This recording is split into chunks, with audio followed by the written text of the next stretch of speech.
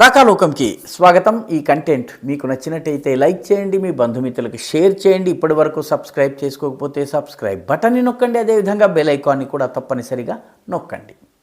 మిత్రులారా, పొరుగు దేశమైన బంగ్లాదేశ్లో ఎన్నికల్లో గెలిచి ప్రధానమంత్రి అయినటువంటి 5వసారి వరుసగా ప్రధానమంత్రి అయినటువంటి షేక్ హసీనా సైన్యము మిగతా అనేక వ్యవస్థలు తనకు సహాయంగా ఉన్నప్పటికీ, సైన్యంలో పూర్తి మద్దతు ఉన్నప్పటికీ కూడాను దేశం వదిలి పారిపోవాల్సి వచ్చింది. ఆమె సొంత దేశపు ప్రధానమంత్రి పదవికి రాజీనామా చేసి మరీ వెళ్ళిపోవాల్సి వచ్చింది. ఇప్పుడు అక్కడ సైనిక పరిపాలన ఉంది. ఆమెకు వ్యతిరేకంగా ఒక ఉద్యమాన్ని నిర్మించటం జరిగింది. ఆమెకు వ్యతిరేకంగా ప్రజలను కూడగట్టడం జరిగింది. రకరకాల ఎలిమెంట్స్ని రకరకాల కారణాలు చెప్పి ఈ ఉద్యమంలో భాగస్వాములు చేయటం జరిగింది. పెద్ద పోరాటం జరిగింది. నిజానికి భారతదేశపు బెస్ట్ ఫ్రెండ్గా ఉన్నటువంటి షేక్ హసీనా వాజెద్ను పదవి వదులుకుని దేశం వదిలి పారిపోయేలా చేసినటువంటి ఒక చిన్న గ్రూప్ పనిచేసింది. ఆ చిన్న గ్రూప్లో అతి ముఖ్యమైన వ్యక్తి హిందువు.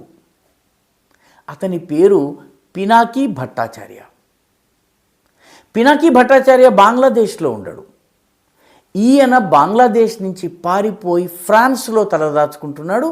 ఈయన ఒక సైంటిస్టుగా ఉంటూ మందులు తయారు చేశాడు. ఆ మందులు నకిలీ మందులు కావడంతో ఈయనను ప్రభుత్వం అరెస్ట్ చేసి ఇతని మీద కేసు పెట్టింది. ఇతను మాదక ద్రవ్యాల వ్యాపారం కూడా చేస్తూ దొరికిపోయాడు. దాంతో ఏదో ఒక రకంగా బంగ్లాదేశ్ నుంచి బయటకు వచ్చి ఫ్రాన్స్కి పారిపోయాడు. ఈ పినాకీ భట్టాచార్య ఫ్రాన్స్లో ఉంటూ బంగ్లాదేశ్లో షేక్ హసీనాకు వ్యతిరేకంగా ప్రచారం చేస్తాడు. షేక్ హసీనాను ఇండియా ఏజెంట్గా, ఇండియా తొత్తుగా, భారతదేశపు తొత్తుగా ప్రచారం చేయటము ఇతని పని. ఇతని వీడియోలు చేయటము, సోషల్ మీడియాలో రకరకాల కథనాలను ప్రచారం చేయటము, వీటికి బంగ్లాదేశ్లో ఉన్నటువంటి మతోన్మాద శక్తులు, జమాతే ఇస్లామీ బంగ్లాదేశ్ కావచ్చును, మిగతా సంస్థలు ఏవైతున్నాయో వీటి నుంచి చాలా పెద్ద ఎత్తున స్పందన వస్తుంది.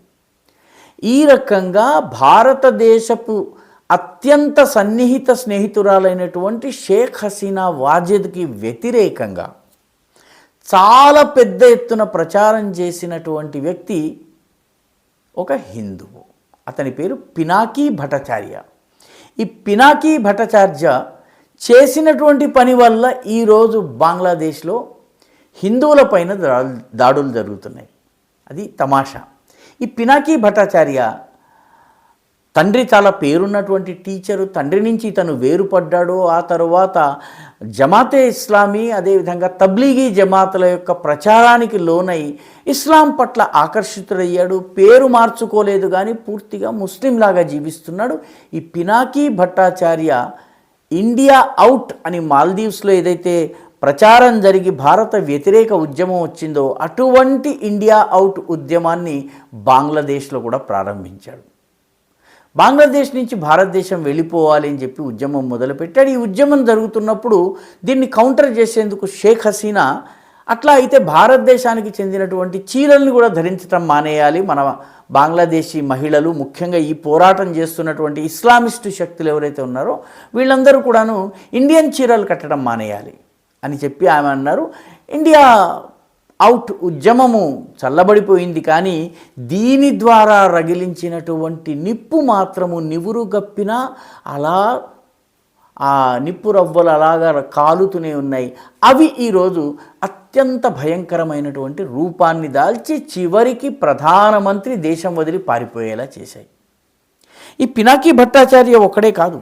నిజానికి పినాకీ భట్టాచార్యతో పాటు బంగ్లాదేశ్లో ఉన్నటువంటి అమెరికన్ రాయబారి, అతని పేరు పీటర్ హాస్ బంగ్లాదేశ్లో ఉన్నటువంటి షేక్ హసీనా వ్యతిరేక శక్తులన్నింటినీ కూడగట్టి వాళ్ళందరినీ ఒక వేదిక మీదకి తీసుకొచ్చాడు. ఎన్నికలకి ముందు బంగ్లాదేశ్లో షేక్ హసీనా రాజీనామా చేసి ఒక తాత్కాలిక ప్రభుత్వం ఏర్పాటు కావాలని డిమాండ్ చేశాడు.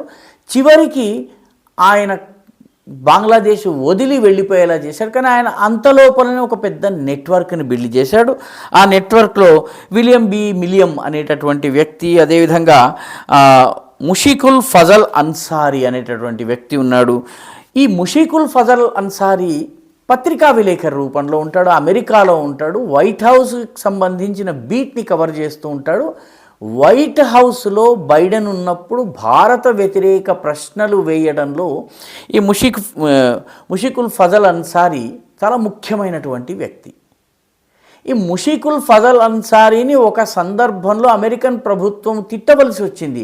మరీ యాంటీ ఇండియన్ కథనాలు నువ్వు రాయకూడదని కూడా అన్నది. అంటే అంత కరడుగట్టిన భారత వ్యతిరేకి ఈ అన్సారీకి ఒక గురువు ఉన్నాడు, అతని పేరు తారిక్ రెహమాన్. ఈ తారిక్ రెహమాన్ ప్రధాన ప్రతిపక్షమైనటువంటి బంగ్లాదేశ్ నేషనలిస్ట్ పార్టీకి సంబంధించిన కీలకమైన నాయకుడు. బంగ్లాదేశ్ నేషనలిస్ట్ పార్టీ నేత అయినటువంటి బేగం ఖాలిదా జియా నిన్న మొన్నే జైల్లోంచి విడుదలయ్యారు. ఆమె లివర్ క్యాన్సర్తో బాధపడుతున్నారు. అయితే ఆమె అనుచరుడు ఈ తారిక్ రెహమాన్ అనే వ్యక్తి. ఈ తారిక్ రెహమాన్ కనుసన్నల్లో మనం చెప్పుకున్నటువంటి ముషికుల్ ఫజల్ అన్సారీ పనిచేస్తారు. ఇతనితో పాటు మియా జహీరుల్ ఇస్లాం, అదేవిధంగా ఒక సైనికాధికారి, మాజీ సైనికాధికారి కూడా అమెరికా ఏజెంట్గా పనిచేస్తున్నాడు. అతని పేరు చౌదరి హసన్ సర్వాది. ఈ చౌదరి హసన్ సర్వాది బంగ్లాదేశ్ నేషనలిస్ట్ పార్టీ, అదేవిధంగా జమాతే ఇస్లామీ బంగ్లాదేశ్కి చెందినటువంటి నాయకులకు నేను రోజు బైడెన్కి 10-15 వాట్సాప్ మెసేజ్లు పంపుతూ ఉంటాను. వాటికి జవాబు కూడా వస్తుంది. బైడెన్ నాకు అప్పటికి బైడెన్ అధ్యక్షుడు కాదు, దేశాధ్యక్షుడు, ఇప్పటికే ఆయనే అధ్యక్షుడు. బైడెన్ నాకు చాలా సన్నిహితుడు. కాబట్టి మనం అందరం కూడాను ఈ మహిళ షేక్ హసీనా, భారత మద్దతుదారైనటువంటి ఈ మహిళను మనం వ్యతిరేకించాలి అని చెప్పి ఆయన చెప్పేవాడు. ఈ రకంగా ఒక ముఠా తయారైంది. ఈ ముఠా అంతటికి ఈ పినాకీ భట్టాచార్య అత్యంత కీలకమైన వ్యక్తి, ఫ్రాన్స్లో ఉండి చేసేవాడు. ఇప్పుడు షేక్ హసీనా దేశం వదిలి వెళ్ళిపోయారు. అక్కడ ఒక తాత్కాలిక ప్రభుత్వాన్ని ఏర్పాటు చేసే ప్రయత్నం జరుగుతుంది. ఈ ప్రభుత్వంలో మీరు త్వరలో మహమ్మద్ యూనస్ అనే పేరు వినబోతున్నారు. మహమ్మద్ యూనిస్ అనేవాడు బంగ్లాదేశ్ యొక్క గ్రామీణ బ్యాంక్ అనే బ్యాంకును ప్రారంభించిన వ్యక్తి. ఇతనికి నోబెల్ ప్రైజ్ కూడా ముందే ఇచ్చారు. నోబెల్ ప్రైజ్ ముందే లభించింది అంటే మన అమర్త్య సేన్లకి, లేకపోతే ఇటువంటి మదర్ తెరిసాలకి, రకరకాల వాళ్ళకి, బరాక్ ఒబామాలకి ఎలా లభించిందో ఈ యూనుస్ కూడా అలా లభించింది. ఈ మహమ్మద్ యూనుస్ ఖాలిద్ బేగం హసీనాని వ్యతిరేకిస్తూ చాలా పెద్ద ఉద్యమాన్ని కూడగట్టాడు. ఇతను ప్రస్తుతం అమెరికాలో ఉన్నాడు. ఇప్పుడు ప్రభుత్వంలో ఇతను తాత్కాలిక అధ్యక్షుడైనా ఆశ్చర్యపోనక్కర్లేదు, లేక వేరే వ్యక్తి అధ్యక్షుడైనా ఈ మహమ్మద్ యూనుస్ ఆమెకు ప్రధానమంత్రికి ప్రధాన సలహాదారు అయినా కూడా మీరు ఆశ్చర్యపోనక్కర్లేదు. మహమ్మద్ యూనుస్ ప్రధాన సలహాదారుడు అయ్యాడంటే బంగ్లాదేశ్లో ప్రభుత్వాన్ని పరోక్షంగా సిఐఏ నడిపిస్తుందని మనం భావించవచ్చును. ఈ మొత్తము ప్లాన్లో అత్యంత కీలకమైన వ్యక్తి ఎవరంటే పినాకీ భట్టాచార్య. పినాకీ భట్టాచార్య ముస్లిం, కానీ హిందూ పేరుతో చలామణి అవుతూ ఉంటాడు. తబ్లీగీ జమాత్ వల్ల ఇస్లాంలోకి వచ్చాడు. ఇప్పుడు ఆయన కూడా త్వరలో బంగ్లాదేశ్లోకి రాబోతున్నారు. బంగ్లాదేశ్లో ఏర్పడేటటువంటి ప్రభుత్వంలో తెర వెనుక కానీ తెర ముందు కానీ అత్యంత కీలక పాత్ర పోషించబోతున్నాడు. ఈ వీడియో మీకు నచ్చినట్టయితే లైక్ చేయండి, షేర్ చేయండి, ఈ ఛానల్కు సబ్స్క్రైబ్ చేయండి. మీ అభిప్రాయాన్ని కమెంట్ల రూపంలో తప్పనిసరిగా పంపించండి.